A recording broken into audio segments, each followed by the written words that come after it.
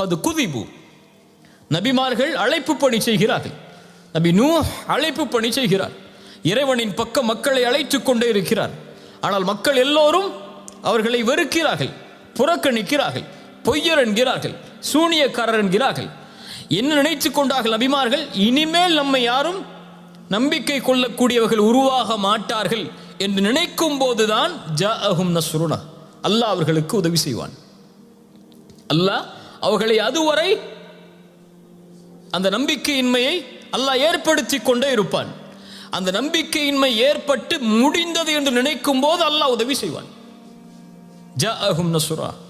அதனால் அல்லாஹ் ரப்புல் ஆலமீன் ஒரு முஃமினுக்கு சொல்லக்கூடியது, செல்னி சோதனை வந்தால் துவண்டு உட்காராது, சிரமம் வந்தால் உன்னை அழித்துக் கொள்ளாது.